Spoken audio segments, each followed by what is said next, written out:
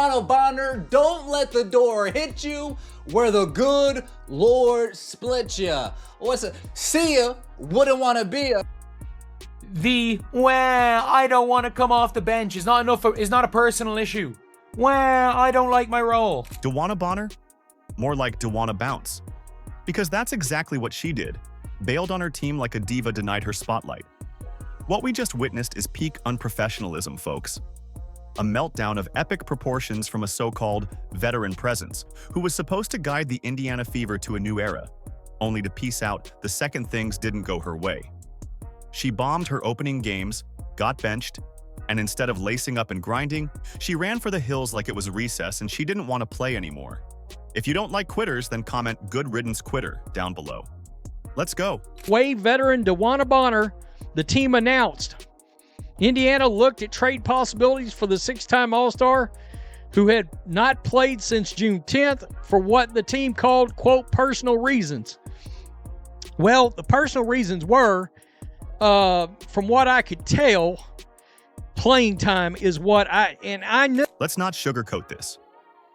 Bonner clearly thought she was walking into a soft landing spot, a cozy little franchise where she could put her feet up, ride the Caitlin Clark hype train, and snag another season's check without breaking a sweat.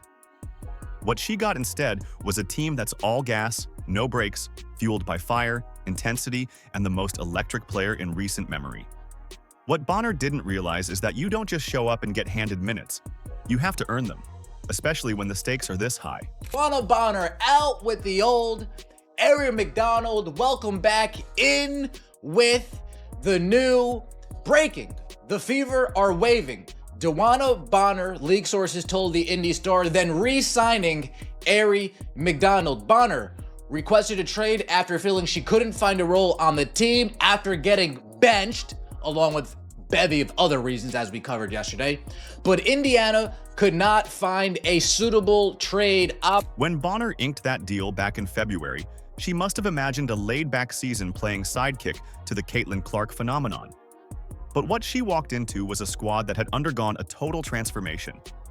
Thanks to Clark, Indiana isn't just another WNBA team, they're the show. Every game's a headline, every possession magnified, every play under a microscope. Bonner wasn't ready for that kind of intensity. She thought she'd ease into the spotlight, but it turns out the heat was way too much. DeWanna Bonner signs a free agent contract with the Indiana Fever. And after a handful of games, wants a Fever exit, apparently. And that is a strange situation, right? Because she was embraced. She had her achievement at the beginning of the season, moving up the scoring ranks. They were referring to her as Mama Bear in training camp. And now all of a sudden that has fallen apart. She was out of the starting lineup, hadn't really produced that much, particularly on the offensive end. And this, looks poor on the franchise when it comes to the free agent moves in retrospect, the team that they put together in the offseason. I don't think it reflects well on DeWanna Bonner, whose absence was for quote-unquote personal reasons, but now it seems like she was just upset with the team and the situation overall, and it adds more drama to what has been a drama-filled season for Caitlin Clark. From the jump, it was crystal clear she didn't have it. Her stat line from the first 3 games? A staggering 2.6 points per game while shooting a dreadful 2 of 12. That's not a veteran presence, that's a ghost in a jersey. So Coach Stephanie White did what any coach with eyes and a clipboard would do. She pulled the plug, benched her, gave those minutes to Lexie Hull, a player with hunger, hustle, and something to prove. Her minutes had significantly dropped from last year. Well, in turn, if her minutes drop, a lot of her production numbers that she can see and the rest of the league can see also dropped with it. Look, she's just like Natasha Howard. She looks old on the court. All right, not trying to be this is not ageism. She looks like an older athlete. All right, she looks slower on the court, and the team has been lacking energy. It's been a serious problem. Seriously, long overdue. Let her go to the place where she feels she would be the best. She couldn't fit with the rotations of the team. She's upset that Lexie Hull took her spot. That's the truth. Little blonde girl girl from next door took her spot. That's what it was. Well, Lexie Hull is a good basketball player. I think she earned that spot, in my opinion, and she's shooting very well from three. She's an excellent three-point shooter this season. She's a sniper this season. And she hustles. She gets rebounds. She gets steals. She puts her heart out every single game. And how did Bonner take it? Gracefully? Professionally? Not even close. She responded like a kid who got benched in Youth Rec League. Instead of staying and competing, she threw a tantrum, figuratively of course, and asked for a trade. The official reason? It wasn't the right fit. Translation: I'm not used to not being the center of the universe. Bonner didn't just leave the starting lineup. She left the whole building. Here's where it gets extra embarrassing. She didn't stick around to support her teammates, didn't show up for 5 straight games, citing personal reasons. Let's call it what it is. Her ego got bruised, and she couldn't handle it.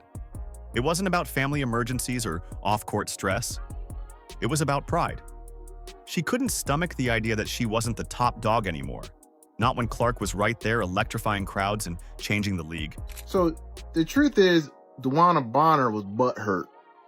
That's what it comes down to. She was butthurt, her ego was bruised, and she wanted to cry and leave. This is a shame. See, if you're truly a team player, you accept that Lexie Hull's better than you. You accept being a role player and contribute of the way you can. And why do you even care at this point? You're 37 years old. You're making a lot of money for a WNBA player. Why not just ride it out? I don't understand that. You know what it was? She missed her boo thing in Phoenix, and she just want to wiggle her way out so she can go to Phoenix. That's all it was. This goes deeper than stats or playing time. This is about character, and Bonner's character didn't just crack, it collapsed. She was supposed to be the veteran leader who helped this young roster weather the storm of stardom. But the moment the spotlight got hot, she vanished. It wasn't just the pressure that broke her. It was the realization that Caitlin Clark had already stolen the narrative. That fans weren't chanting her name, that jersey sales weren't moving because of her. That she was a side note, not the headline. The envy? Obvious. The drama? Peak petty. She spent her career flying under the radar, on successful teams, sure, but in the shadows. Now, all of a sudden, she's in the eye of a cultural movement, and she choked. Bonner couldn't handle the fact that every ticket, every camera, every trending moment belonged to a 23-year-old sophomore who's done more for women's basketball in 6 months than Bonner managed in over a decade. Long story short, DB thought her role was going to be one thing. She came in playing terrible, got benched, and was upset about it. Long story short, Shorty got her record and dipped. That's low-key crazy, y'all. Shorty dipped from the team for personal reasons for 5-6 games and then said she has no intentions on coming back? Because you sucked this year? She really had to be a double agent, dog. There's no way. She a career 29% three-point shooter, but she was shooting 30-footers with us. No bullshit. Like, it's no way. She was missing layups. She was getting blown by, like... But let's zoom out because Bonner's tantrum is just a symptom. The real issue? The old guard of the WNBA, the veterans who've gotten a little too comfortable. For years, they played for crowds smaller than their own families and a media presence that barely noticed. Then Caitlin Clark shows up, and everything changes. She's not just raising the bar, she's blowing it to pieces. The league's never been this visible, this hyped, this mainstream. But instead of rallying around that momentum, some of these veterans treated it like an invasion, a threat to their legacy, a shakeup to their safe space. And Bonner? She wasn't just rattled, she was exposed. The so-called old guard in the WNBA simply couldn't stomach that someone so young, so electrifying, and so marketable was rejuvenating their league after years in the doldrums. They couldn't handle the fact that all their tenure and hard work meant zero compared to a sophomore catapulting into the sports spotlight. So, predictably, they resorted to what insecure people do best, attempting to tear down the one making them look stale. Anybody with any intuition could sort of see that this was getting odd. The amount of time that she had missed, with no explanation as to why, no timeline on her return, not making the road trip all of these things, the lack of information, the basic mystery would be enough to get anybody's spidey sense tingling about this situation. But on top of that, I'll tell you this much. I heard that it was more basketball related than anything else. So DeWanna Bonner, who should have symbolized the bridge between the league's past and its new superstar era, chose instead to align herself with the critics. She turned into a full-blown toddler, throwing a months-long tantrum when she realized she wasn't going to start regularly for the Fever. Ultimately, she bailed on the team entirely. A 37-year-old behaving like she just got cut from her junior high squad is truly astonishing. Now, let's dissect where this fallen athlete is allegedly trying to land next, because that list alone tells you everything you need to know about her mindset. Reports suggest she wants to head back to the Phoenix Mercury, where she spent 10 quiet seasons. Basically, she's running back to where the spotlight wasn't blinding, and she wasn't challenged to actually mean something. Another rumor has her aiming for the Atlanta Dream, a team with players like Brittany Griner, who famously dissed Caitlin Clark after a game. In short, she's choosing to side with WNBA's negative energy instead of riding the wave of progress, influence, and transformation.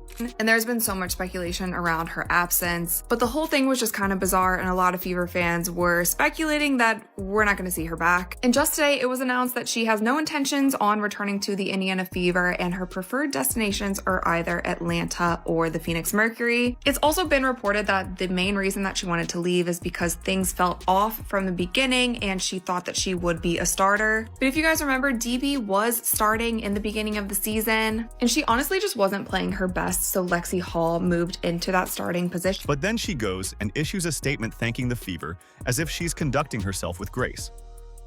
Please. It's like setting fire to someone's house and then sending a thank you card for the flames.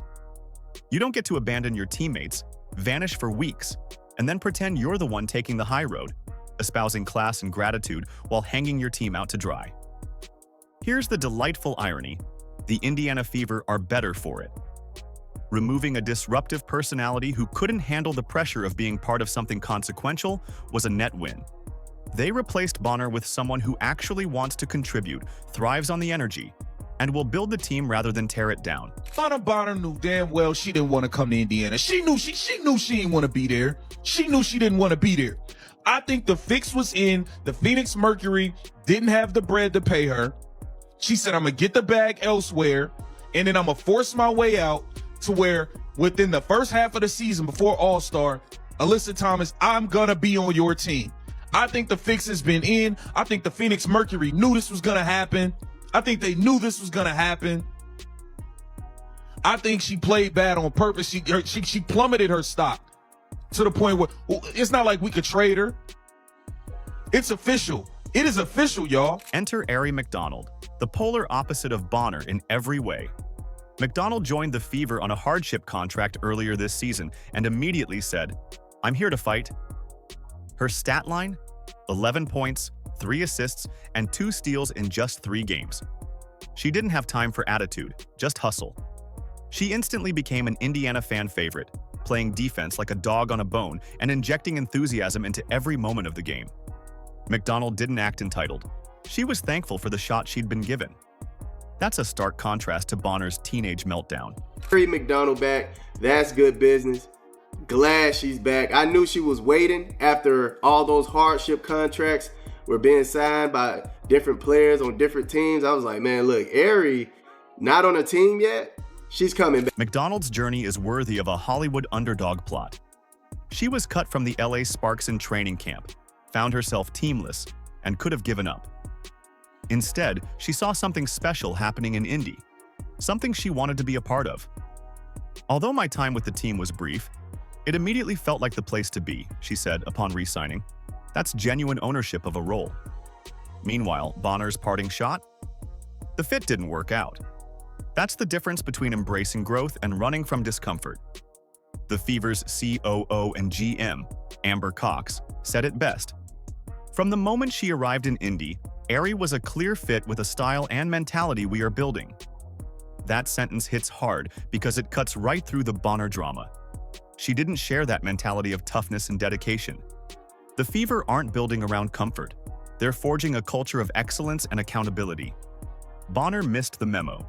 Anyway, it was pretty evident that Bonner did not want to be a part of this team. The fans seemed to take her in, but that wasn't enough. The fact Bonner had zero trade value is telling too. Ari McDonald was so impressive in her first stint in Indiana. She'll be a great fit. Now, I do feel like maybe they couldn't find a way to trade Bonner.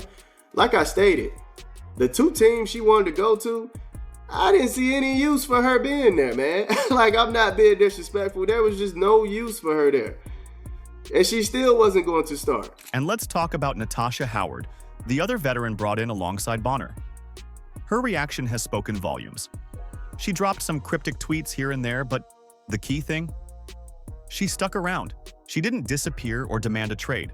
She battled for her role, backed her teammates, and stayed the course, doing exactly what a professional leader does. When comparing Howard and Bonner, the contrast couldn't be starker. Both arrived with expectations of guiding this squad, but only one actually lived up to her title of veteran leader. The other just became the poster child for entitlement and regression in the face of evolving team dynamics. Let's take a step back. The WNBA has spent literal decades striving for relevance, fighting for airtime, pushing for fan engagement, and working tirelessly to build legitimacy. Then Caitlin Clark stormed in like a comet, filling arenas, smashing viewership records, and ultimately capturing the public's attention in ways the league had only dreamed of. The proper response would have been welcome and celebration. But instead, the nervous old guard practically melted, and Bonner dove headfirst into the mess. Here's what's maddening. Bonner had the chance to be part of something historic. She had the opportunity to mentor a generational talent, help guide a young superstar to her first title, and co-lead a franchise that's becoming the talk of the league. But she chose otherwise. By walking away, she signaled that winning, legacy, and evolution weren't worth the discomfort. And the Fever's swift pivot to McDonald sends a loud message to the rest of the league. If you're not built for greatness, there's someone else ready to take your place. Teams are watching, agents are watching, players are watching. And the message is clear: bring value, bring heart, or you're out. If you're unwilling to fight for your role or to embrace the seismic shift Caitlin Clark has brought to the WNBA, then there are dozens waiting in line to take your spot, even if they went undrafted. The Fever's quick move to replace Bonner with McDonald sends a clear message to the rest of the league. If you can't handle the pressure of being part of greatness, there are plenty of players who can. If you're not willing to fight for your spot, there are players who will appreciate the opportunity. If you're going to prioritize your feelings over team success, there's the door. If you don't like quitters, then comment "Good riddance quitter" down below. Like, subscribe, and turn on all notifications so you never miss out. Click the video on the screen, and we will see you in the next one.